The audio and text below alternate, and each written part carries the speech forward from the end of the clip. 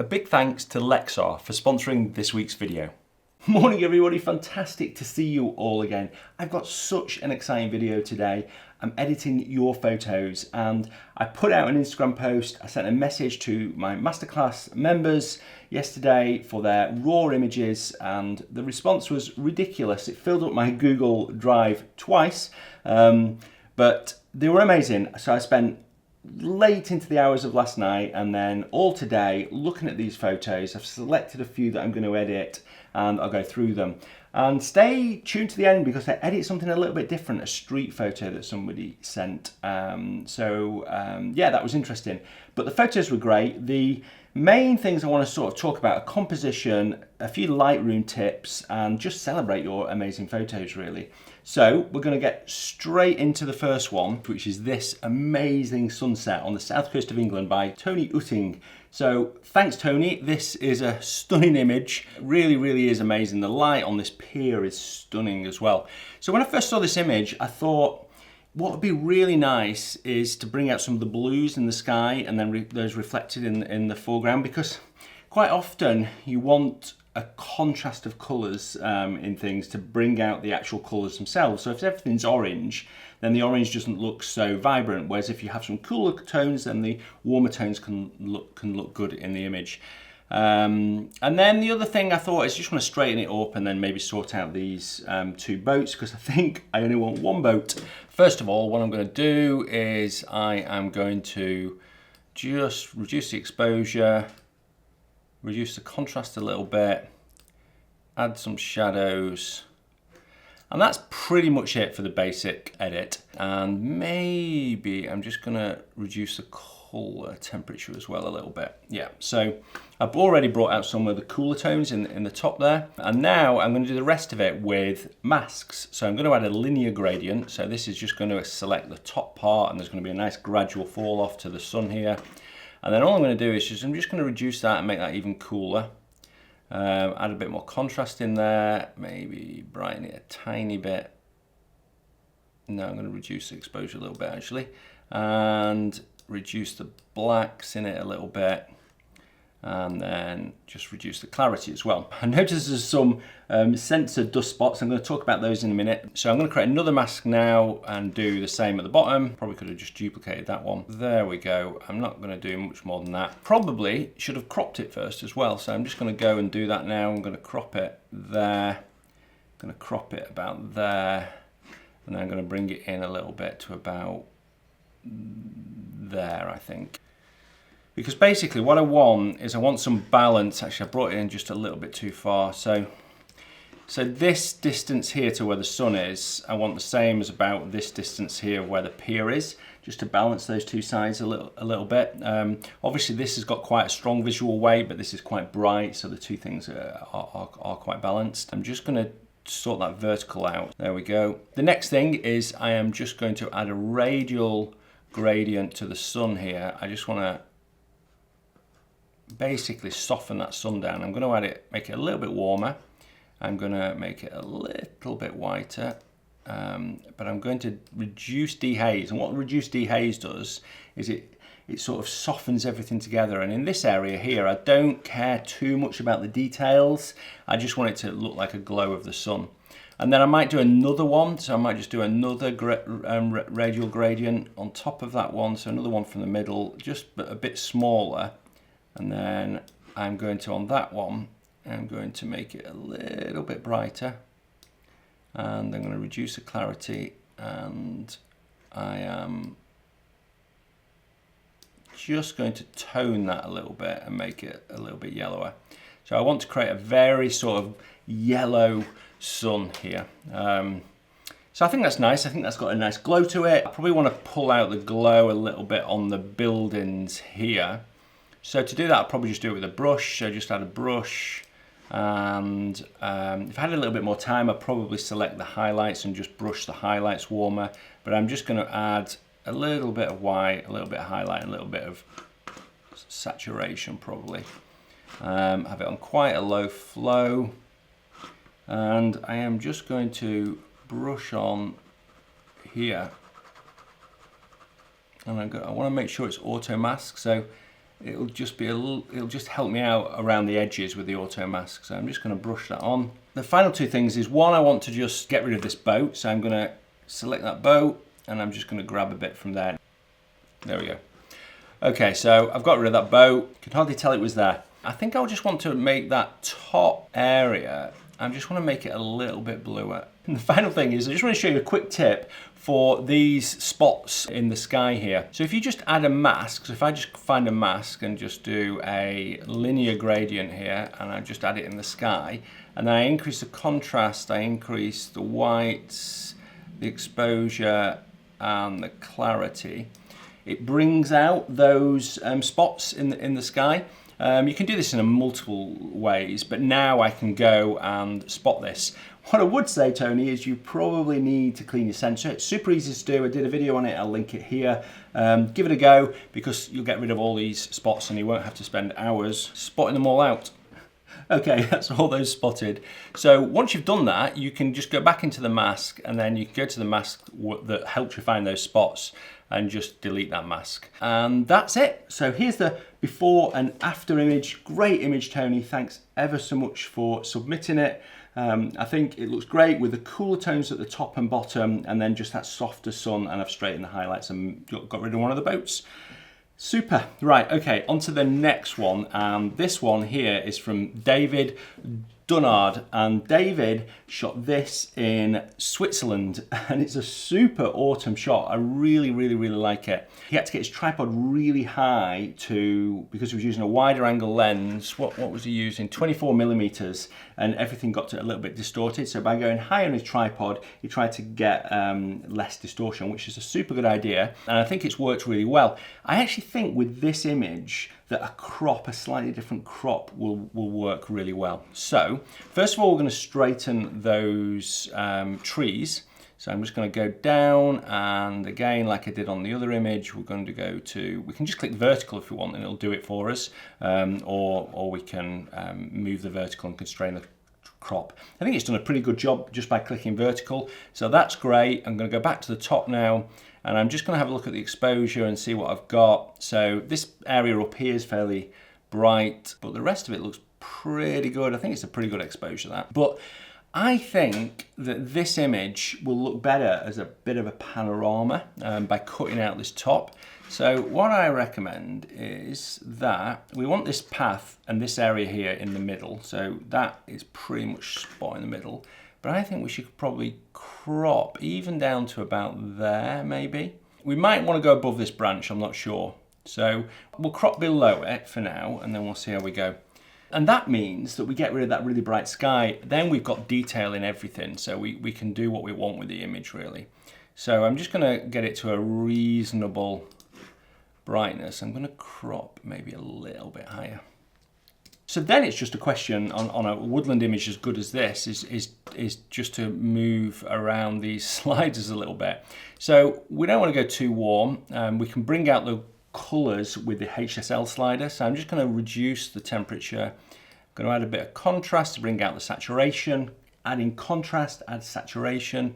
I'm going to add some shadows back in, increase the whites a little bit, and I'm going to just slightly reduce the clarity. I'm not going to touch the vibrance and saturation. I'm just going to lift this up. I just don't want any true blacks in the image. So that's a good basic edit. So now I'm just going to mess around with the HSL. I'm first going to mess around with the saturation. So I will increase the saturation of the yellows and the oranges, and probably reduce the saturations of the blues in the image. And then probably add some more luminance in the yellows and the oranges as well. So that's looking pretty good. There's a little bit of a scruffy area over here, but we're going to draw attention to this path now. So we are going to add in a radial gradient just on this path here. And I'm going to go right close into it, and then it's going to fade out. And what I'm going to do is I am going to, again, reduce dehaze. I'm going to reduce the exposure a little bit. Increase the whites and increase the contrast. I'm going to reduce dehaze a little bit more. I basically just want to create a little bit of a glow down here, and then I'm going to do a little bit of brushing as well. So I'm going to add a brush, and I'm going to go in and just brush this area. I just want to make it a little bit bluer and a little bit brighter. Just down here. There we go. That's all I want.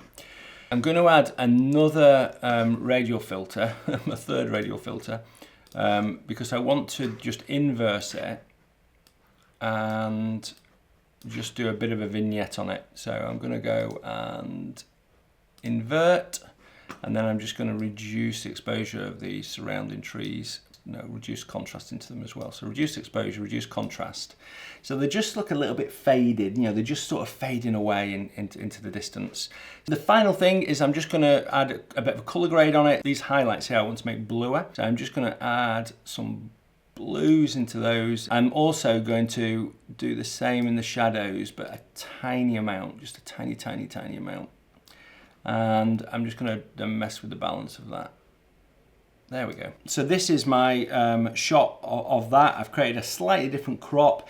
I've cooled down the highlights and I've just softened it a little bit, and then it looks like the light's just sort of filtering in. This is the before and after. I hope you like it. Thanks, David, for sending that in. I love woodland photography, as you know, and I really enjoyed editing that photo. Okay, we're going to do some quicker edits now. Now we've done those two. So the first of these quicker edits is this one from Jan Dolicel. I probably pronounced that wrong, sorry, but it's this fantastic tree here. He took this in Snowdonia. He'd actually found it earlier, arrived early in the morning before the sunrise, and just was patient and waited. Always the best thing in landscape photography. Patience is so important. And he's got a fantastic shot of this tree here. I think the light's coming from this direction, and there's this beautiful background as well of this mountain. What I'm going to do is I'm going to crop it. I'm going to just illuminate this a little bit with a bit of a warmer light here, and then pull out the highlights by just selecting them with the Luminance mask of this tree.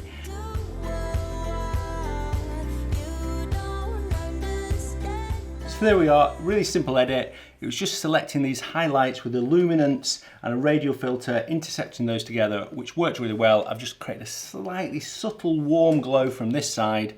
And yeah, thanks, Jan. That looks really good.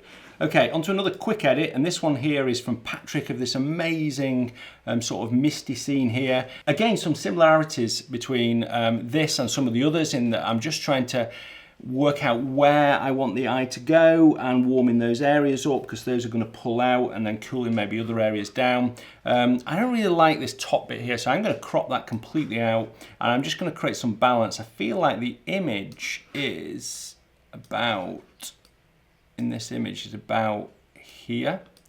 So I just want a similar amount of trees on the left and right here, and I've got that image. Now obviously there's too much at the bottom there, so I just want to pull that up so I've got balance between the top and bottom. And then what I think on this one is if I just quickly add some contrast and increase the whites a little bit, all I'm going to do is just do a radial gradient here, and I'm just going to add it in here like this, maybe make it a little bit bigger. And I'm just going to make that a little bit warmer and add a little bit more contrast to that, and it'll just bring that out a little bit. And I feel like that is a good interpretation of that image. Often what I find is that the shots within shots, and I think this is a good example. Patrick, I really like the shot. For me, the one that I liked in the edit was the one a bit closer in, and I just wanted to warm that up. Okay, on to the next image to edit. This one won't be quite as quick, but it's from a friend actually. This is from Juron, who is an amazing landscape photographer that lives in Iceland. When I went to the volcano, I shot the volcano with him, but this was taken on the first day that the volcano erupted. He was lucky enough, living there, to get to the volcano on the first day. He's given me this to edit, which is a bit mean really, because it's one, difficult to edit, and two, he's an amazing photographer. So I do want to spend a little bit of time editing it, but so I'll show you my final edit, and I'll talk about it in a second. But before I do that, there's just one thing on this particular edit that I think is really important.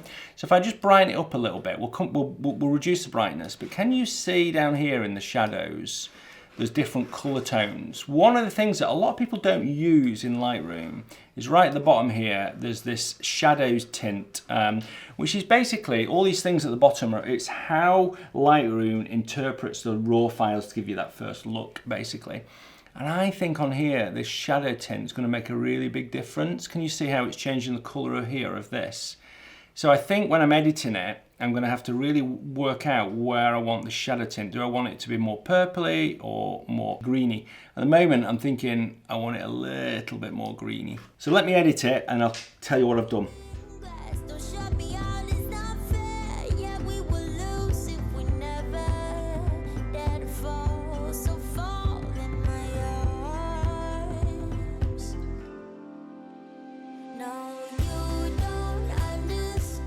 Okay, so this was hard, very hard. It was all about colours and just subtleties of colours, really. I felt like you could bring out a lot of detail in the shadow here, but the more I brought out, the more it just didn't have that sort of depth to it. I've obviously reduced the highlights of this lava flow here, and then it was just about getting the colour tones right with the top and the sky in the background, but making it dark, so I wanted the lava to stand out. And yeah, it was all about the colours of the shadows, the colours of the highlights, and just getting a little bit of balance between the whole thing. So I've added quite a few masks on, you can see, and it looks pretty epic. I'm amazed. I can't believe if I had taken that shot, I would have been so pleased.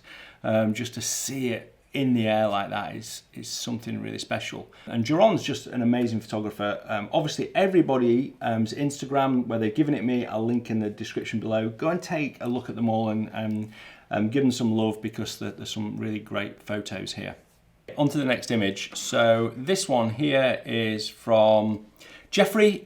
Some amazing snowstorm here. It's great to catch snowflakes in the snow, and there's not a huge amount to do to this one, really. I think what I would do is just crop it square. So I'll probably do a square crop on it. I think that looks pretty good. And then it's about just bringing out those blues. I think this needs to look a bit bluer, so I just reduce the temperature, increase the contrast and the whites to try and bring out some of the snow. Now that's too contrasty in terms of the blacks are too black, so I just want to lift the blacks now.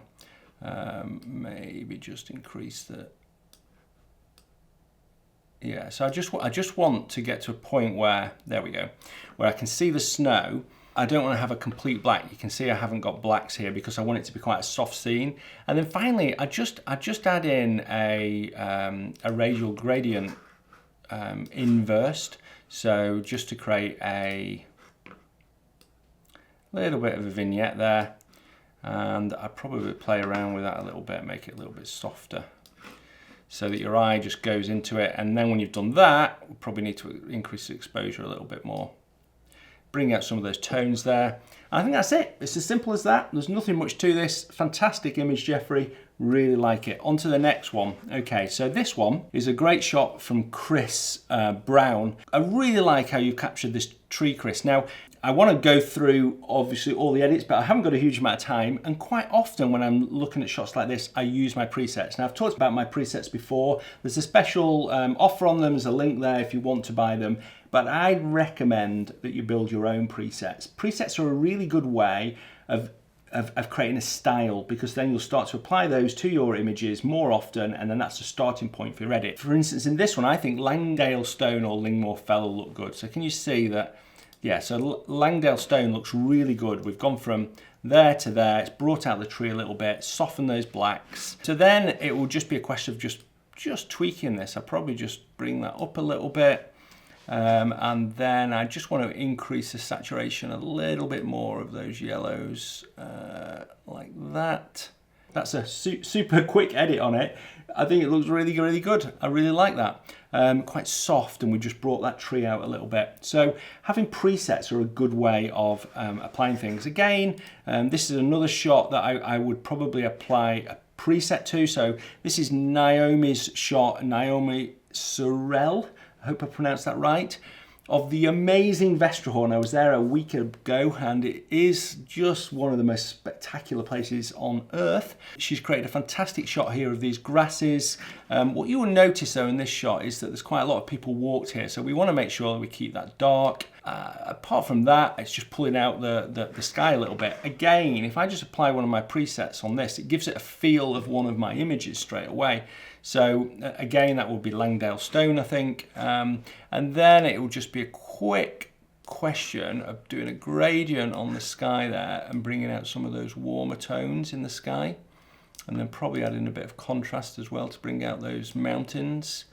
And then I might just increase the saturation a little bit in the foreground. And there we go. You can see the before and after here.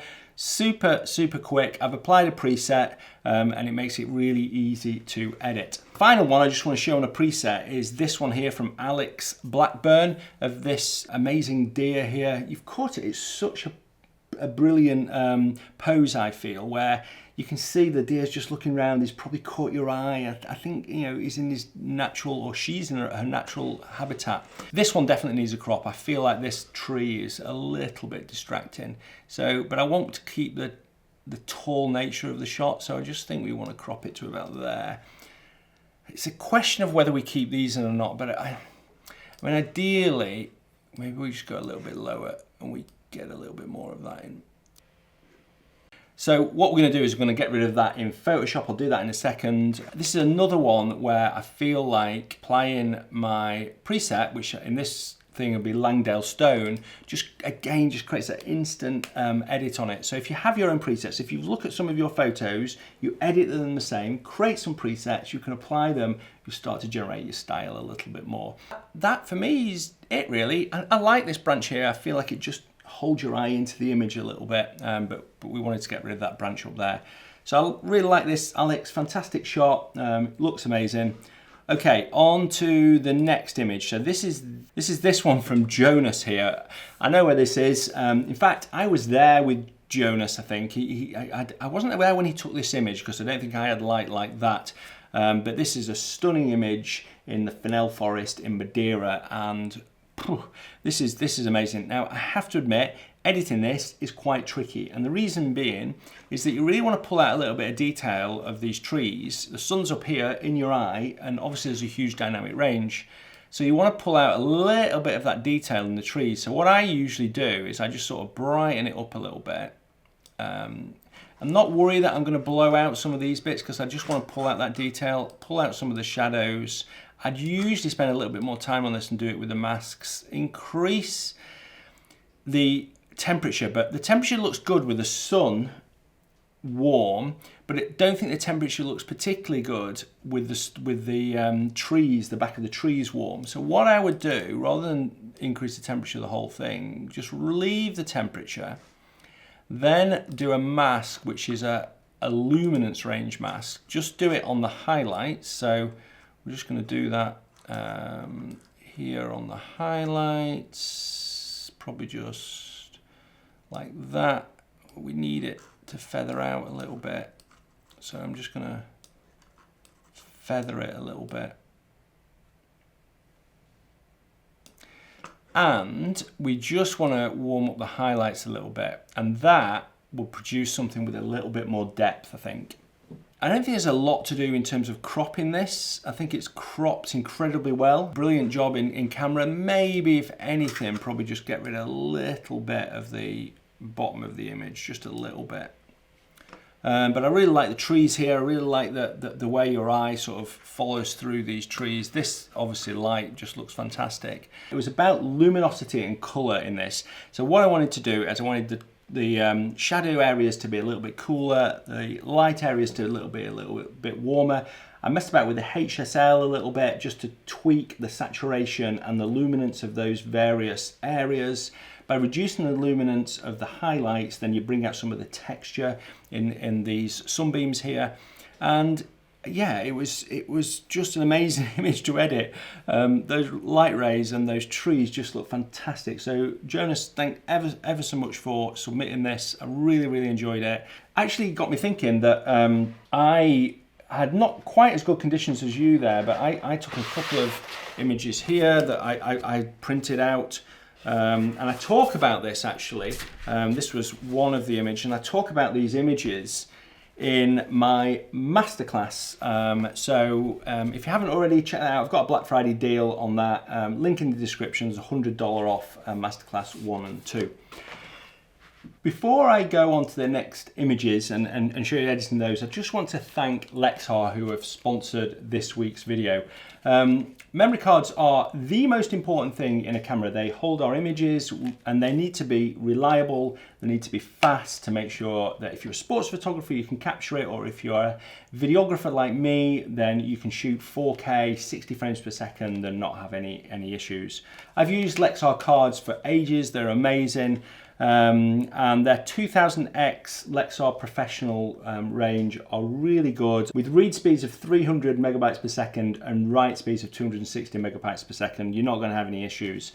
The most important thing is that there is an offer at the moment. It's Black Friday weekend and Lexar have got an offer on. So if you check out the link in the description, then you can go and head over to their Amazon page and see those amazing offers. Okay, thanks Lexar for sponsoring this video. I really appreciate it. Let's get back to the images. The next one is from Georges Berens. Again, I apologize for all these names. I am so bad with names. This is a really interesting shot because on the face of it, you think, it's underexposed and overexposed, and you probably should have taken 2 exposures. And he may have done that because he could only send 1 image to this. But even with this 1 exposure, I think you can produce something reasonably good on this. So it was taken at 12 millimeters, this amazing cornfield, wheat field. Don't know what it is, should remember.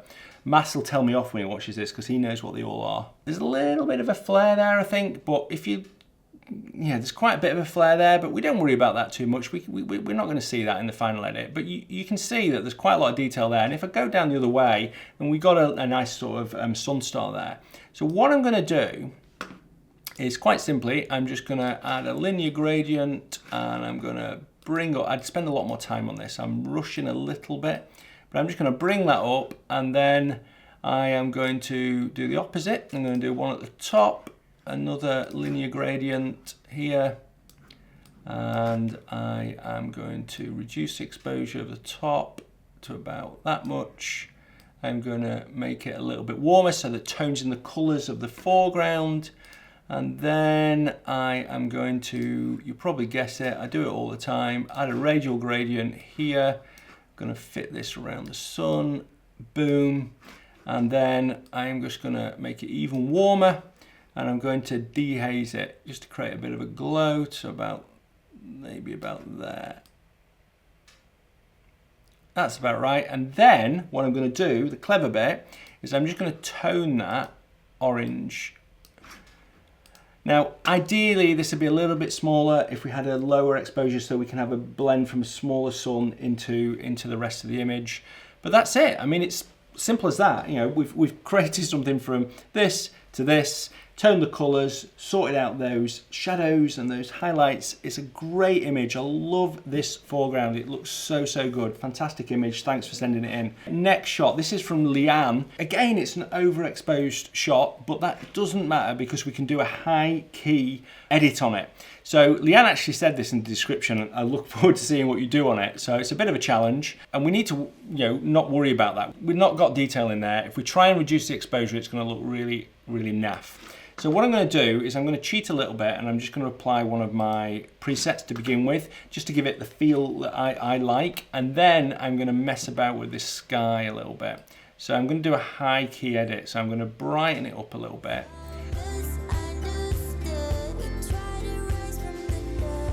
I've edited it, and basically what I've done is I've just totally blown out the sky. I don't think it matters too much because I've created a little bit of a radial filter that allows the sky to sort of blend into the rest of the mountain there. You can see that there's a bright shot. It's just a different style. It's not my usual style, but I feel like in this image where you've overexposed the sky a little bit by mistake, I do it all the time, then use that to your advantage. It's a nice shot. I love this stream to this hut here. Super famous shot in Scotland, in Glencoe, and yeah, I really like it. I think the finished product works really well. It reminds me a little bit of a James Popsis edit and his style. Great job, Leanne, really like it.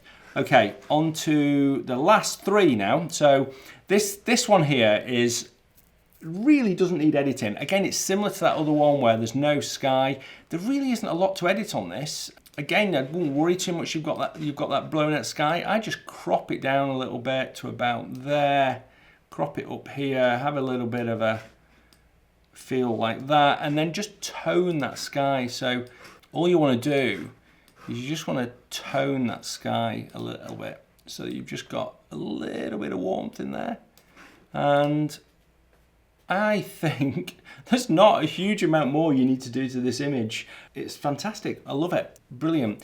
It would have been nice to have a little bit more detail in there, but again, it doesn't really matter. Okay, the final landscape image is this one. And the reason I want to show this one is I wanted to show a little bit of something about balance. So if I just bring this in here, we've got these two elements. We've got the horse and the tree. And I feel like it's important that they are balanced either side of these lines here, so just on either side of the image. So what I wanted to do is just think, well, if you just balance those, that looks better already. Probably would remove this sort of mess here. I don't think it looks fantastic. The rest of the image is great. So then just with a little bit of contrast, and you can probably increase the exposure a little bit, maybe reduce the blacks a little bit, and then just add a radial gradient just to add a lot more warmth in the sky. And also, again, I would do some negative dehaze.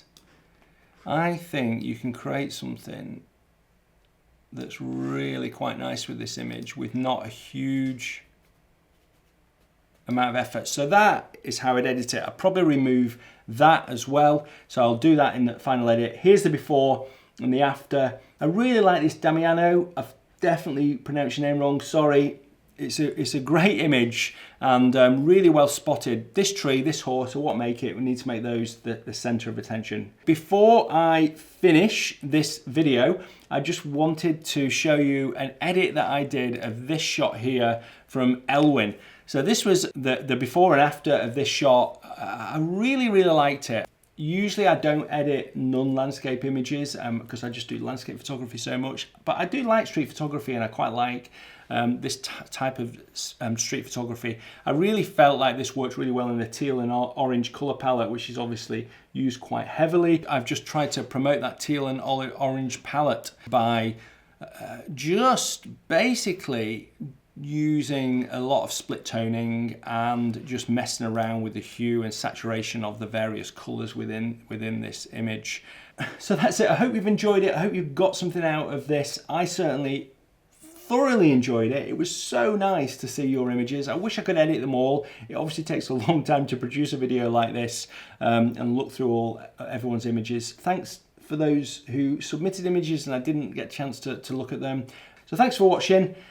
And until next Sunday, bye.